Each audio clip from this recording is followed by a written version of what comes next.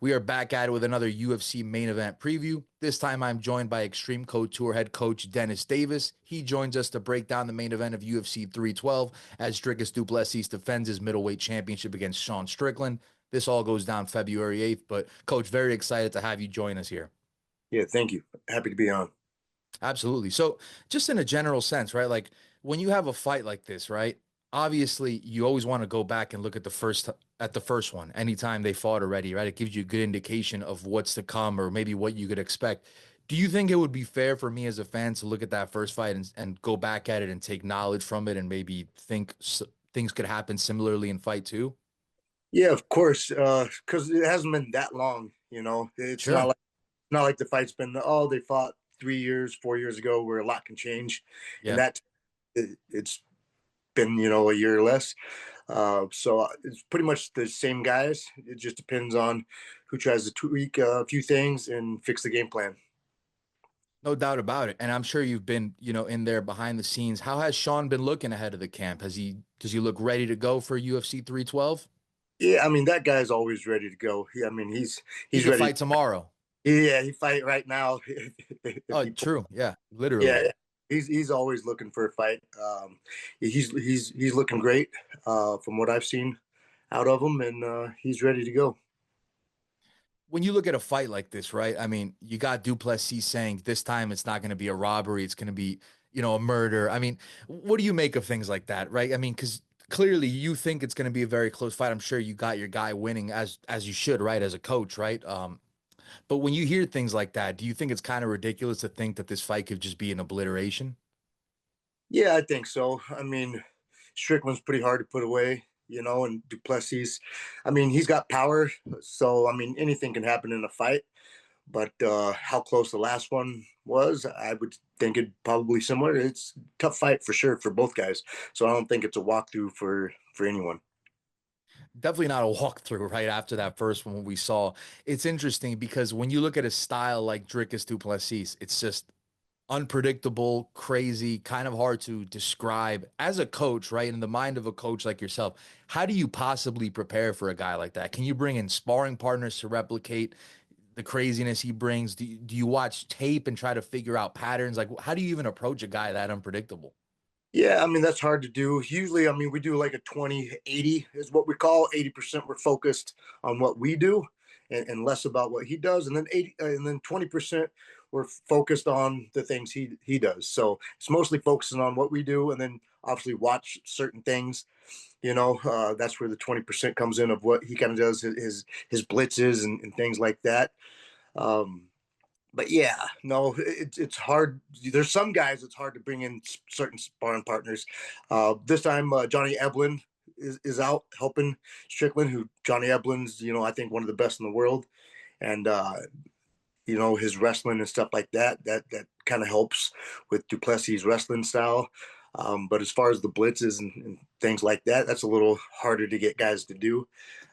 Really, it's just Sean going out and being Sean, and then trying to take away some of the good things from the last fight, and then take away some of the bad things from the last fight, and then fix those little holes.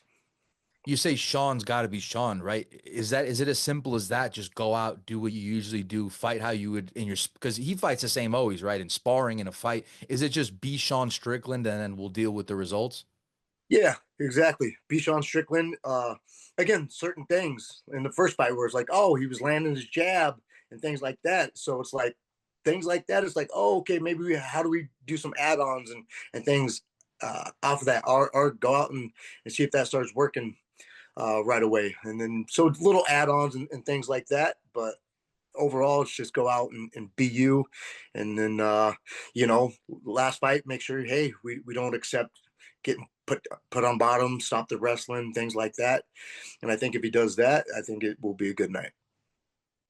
The first fight, it was really, really close. I went back and watched it, and I mean, I thought Strickland won the first time. Went back and watched it, and it's even closer than I thought the second time.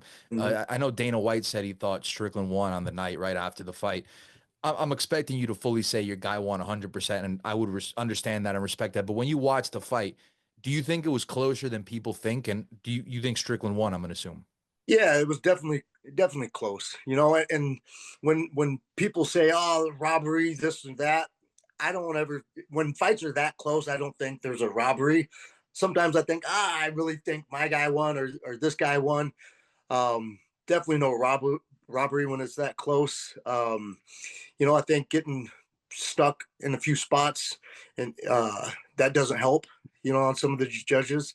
So Yep. I think really staying off bottom and really stuffing a couple takedowns. I think if that would have happened, then things swing our way a little bit more. So really just making sure those little things don't happen and sway the judges. Because again, I think Strickland could put him away, but it's going to be Duplessis. He's a tough guy to put away. He's got a good chin and things like that. So I think it's going to be a lot of volume and pressing on him. So yeah, but the fight was definitely close.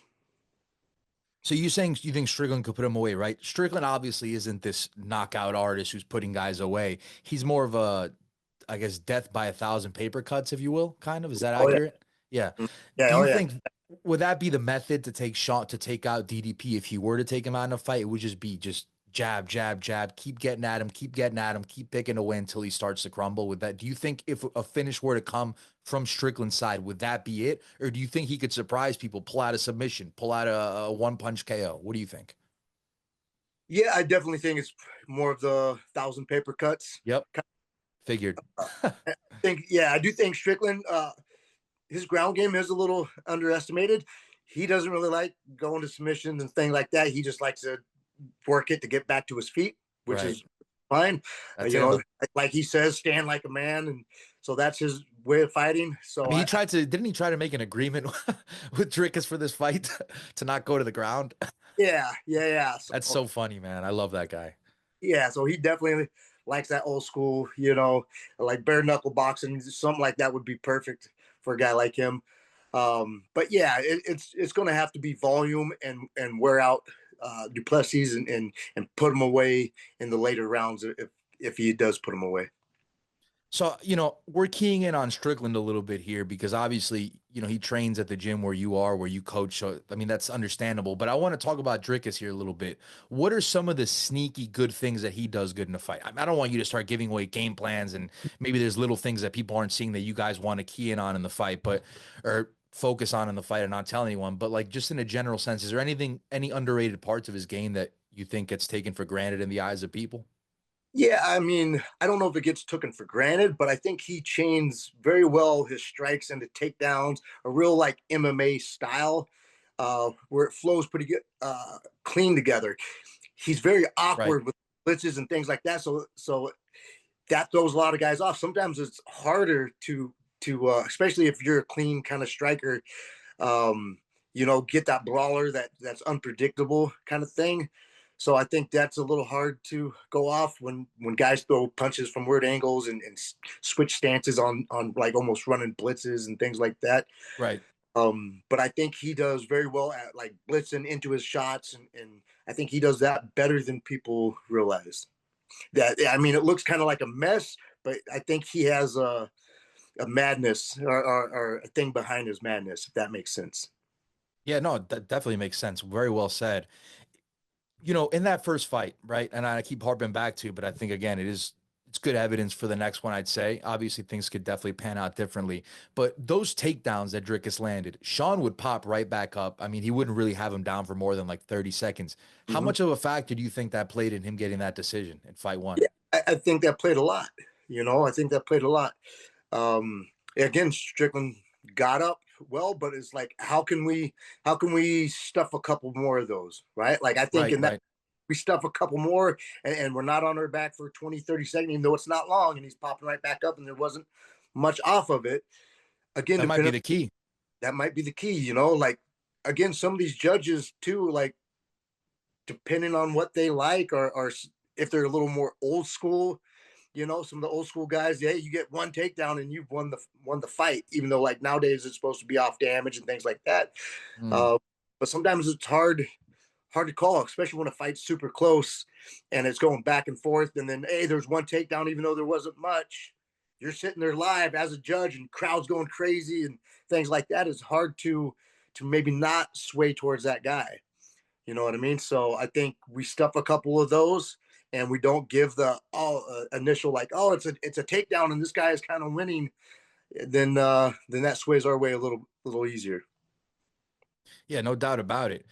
This fight is taking place overseas, right? Yeah, Australia. Do you know when he's heading out and whatnot? I believe I'm not exactly sure what exact day. Sure. Uh, he's heading out. He's still Maybe here now. like a week before, I guess, something like that. Yeah, I think he's gonna head out later this week. I haven't talked to him about what day. Um, I've been helping more Tatiana than Sure. in this fight. She's already flown out. Her Patchy and our other coach Nate Pettit. Okay. So I've been a lot more involved in that camp than with Sean's. Um, so I don't know exact date he's flying out on this one. Absolutely. And I'd love to ask you a question about Tatiana before we wrap up here. But just to key in back on Strickland now, right? What are some of the things you think he does good that might be a bit underrated in the eyes of people? Like what pops out? Obviously, he's got a great jab, he's got a great stand-up. Is there any little hidden elements that people don't pay attention to and don't appreciate enough?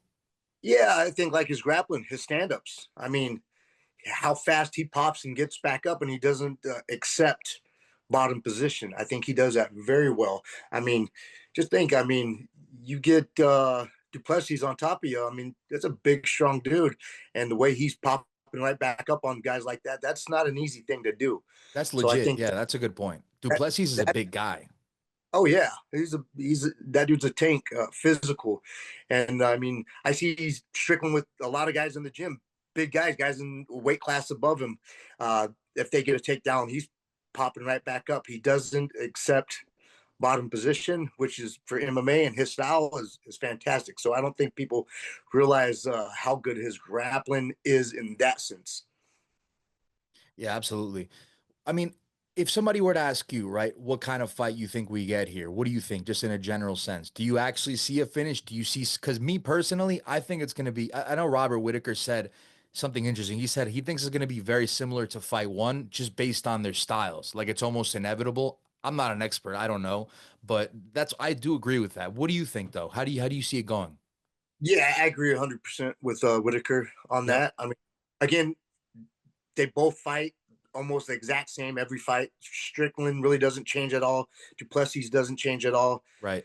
So I don't see in this short amount of time them really changing. It's going to be pretty much the same two guys going in and getting after it. So I think, yeah, I think it's pretty much like the last one. And I do think if it's probably going to go the distance, if not, then it would be a later finish.